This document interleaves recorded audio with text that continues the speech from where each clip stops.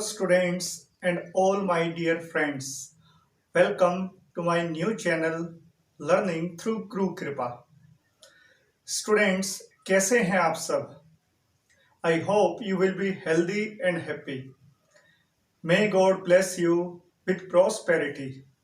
Students, as you know, जैसा कि आप जानते ही हैं कि हर रोज हम एक प्रश्न को लेकर बात करते हैं, चर्चा करते हैं। आज का टॉपिक बड़ा इम्पोर्टेंट है। आज के टॉपिक में हम उस विषय को उठाएंगे जिस विषय पर अक्सर बड़े बड़े भी चकरा जाते हैं। आज का विषय हमारा रहेगा मन और बुद्धि।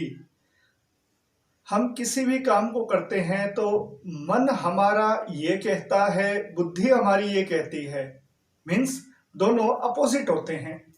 तो आज हम इस टॉपिक को उठाएंगे कि हम किसी भी एक्शन को, किसी भी काम को करते हुए मन की सुने या बुद्धि की सुने। तो इस बात को, इस टॉपिक को हम एक एग्जाम्पल के थ्रू लेते हैं। देखिए, जैसे एग्जाम के टाइम पे माँ ने कहा कि बेटा एग्जाम सर पे हैं, पढ़ाई कर ले। तो हमने क्या कहा कि अभी मेरा मन नहीं है, और हमने माँ की उस बात को अवॉइड कर दिया। हमने पढ़ाई को अवॉइड कर दिया, क्या कह के, क्या सोच के कि मन नहीं है। तो ये मन नहीं है, इसका क्या मतलब हुआ? यानी कि हम इस बात को जानते हैं कि पढ़ाई करना हमारे लिए यूजफुल है, हमारे लिए बेनिफिशियल है।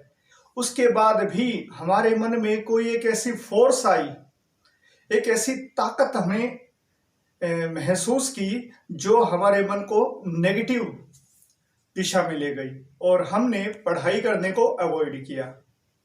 सबसे पहले तो ये बात आती है कि हम जो जानते हैं इस बात को कि बुद्धि जो निर्णय लेगी वो अच्छा होगा, मन जो निर्णय लेगा वो हमारे लिए नुकसानदायक होगा। फिर भी हम मन के अकॉर्डिंग ही ज्यादातर काम क्यों करते हैं?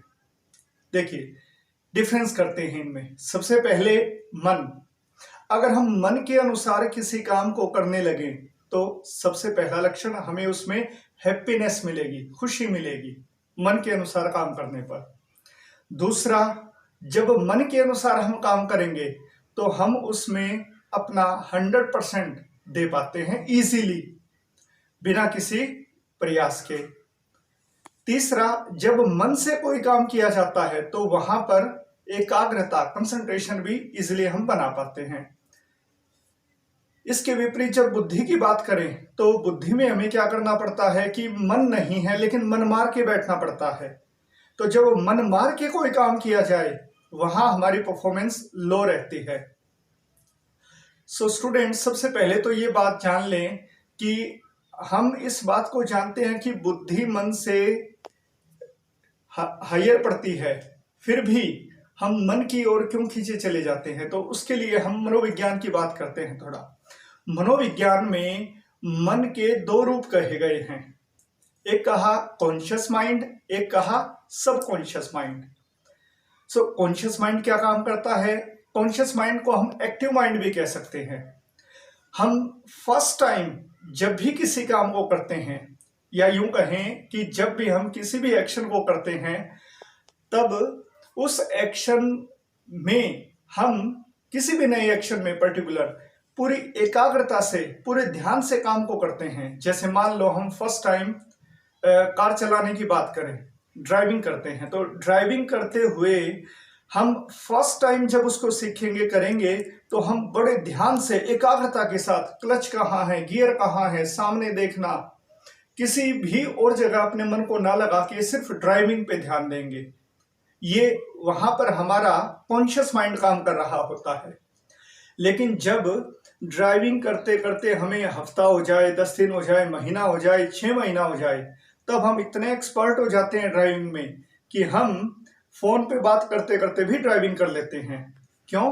क्योंकि तब वो एक्शन हमारा हैबिट बन चुका होता है, और हमारी हर हैबिट, हर रिपीटेड एक्शन, चाहे वो मन का हो, चाहे वचन का हो चाहे कर्म का हो, किसी भी तरह का मानसिक, वाचिक या फिर फीलिंग्स का, कैसा भी हमारा एक्शन हो, अगर हम रिपीट करते हैं एक्शन को तो उसकी एक छाप हमारे सबकॉन्शियस माइंड में पड़ती है। और वो जो मेमोरी हमारे सबकॉन्शियस माइंड में स्टोर होती रहती है, उस स्टोरेज से हमें उस तरह का एक्शन जब भी फ्यूचर में हमारे सामने आता है तो उस स्टोरेज से हमें वो फोर्स मिलती है, जिससे मजबूर हुए हम बुद्धि की बात को नकार कर मन की बात को तवज्जो देने लगते हैं। बात ये आती है कि अब कंक्लूजन क्या निकला? कंक्लूजन ये निकला कि बुद्धि की बात को हम समझते तो हैं, लेकिन जब प्रैक्टिकल करने की बात आती है तब मन के फोर्स के कारण हम बुद्धि की बात को नकार कर मन की बात को मानने लगते हैं। इसका मतलब ये हुआ कि मन का पलड़ा भारी हुआ और बुद्धि का पलड़ा हल्का हो गया। फिर बात करते हैं जी कि मन को हम कैसे कमजोर करें, इस विषय में कि बुद्धि की सुननी है, हमें बुद्धि के अनुसार अपना जीवन जीना है। यानी कि माँ ने कहा पढ़ाई कर ले, तो हम माँ की बात सुने। क्यों? क्योंकि माँ की बात बुद्धिपूर्वक है, तर्कपूर्वक है, अपने मन की ना सुने। तो उसके लिए हमें क्या करना चाहिए? कैसे हम अपने बुद्धि के पक्ष को सॉलिड करें, स्ट्रोंग बनाएं? तो उसके लिए हमें शास्त्र में एक बहुत अच्छी बात कही गई है, जिससे कि हम अपनी बुद्धि को, अपने विवेक को, अपने इंटेलिजेंस को तेज कर सकते हैं, शार्प कर सकते हैं। क्योंकि बुद्धि का पलड़ा भारी होगा, विवेक का पलड़ा भारी होगा, तो ऑटोमेटिकली मन की चंचलता, मन की जो अस्थिरता है वो कमजोर पड़ेगी। तो शास्त्र कहता है कि बिनु सत्संग विवेक ना होई। यानी कि विवेक, इंटेलिजेंस, हमारी बुद्धि कब वृद्धि को प्राप्त करेगी? जब हम सत्संग करेंगे। अब स्टूडेंट्स, यहां ध्यान देने वाली बात है, pay attention to my this word, सत्संग। सत्संग का मतलब सिर्फ ये नहीं कि हम कोई भजन मंडली ज्वाइन कर लें, जहां कीर्तन भजन हो रहा है वहां जाकर बैठ जाए, वो भी सत्संग है, लेकिन सिर्फ उतना सत्संग का अर्थ नहीं है। सत्संग का मतलब सत्य का संग, सत्य का संग ही सत्संग है। तो सत्य का संग कैसे? जैसे हमारे माँ बाप हैं, हमारे पेरेंट्स हैं, हमारे गुरुजन हैं, वो हमें हमेशा वो बात कहेंगे, वो सलाह देंगे, वो उपदेश करेंगे जो हमारे हित में होगा। इसी तरह से जो अच्छी अच्छी बुक्स हमें अवेलेबल है मार्केट में, हमें उन गुड बुक्स को हमें परचेज करके उनमें दिए गए सुविचारों को, अच्छे विचारों को ग्रहण करना चाहिए। वो भी वैचारिक रूप से सत्संग है। इसी कारण शास्त्र में कहा गया कि मात पिता गुरु प्रभु की बानी, मात पिता गुरु प्रभु की बानी, बिन ही विचार कीजिए सब प्राणी। कि माता की, पिता की, अपने गुरुजनों की हमें बात बिना विचार किए मान लेनी चाहिए। क्यों? क्योंकि वो जो कहेंगे हमारे हित में ही कहेंगे। उनकी बात को मानना ही सत्संग होगा, और सत्संग से ही विवेक, बुद्धि प्रखर होगी। तो जब हम इस तरह से अपने विवेक को, अपनी इंटेलिजेंस को बढ़ाएंगे, तब हम किसी भी काम को जज करने में कभी धोखा नहीं खाएंगे, और हमेशा बुद्धि के अनुसार अपने मन को नियंत्रित करेंगे, ना कि मन के अनुसार हम ढलकर बुरे रिजल्ट को पाएंगे।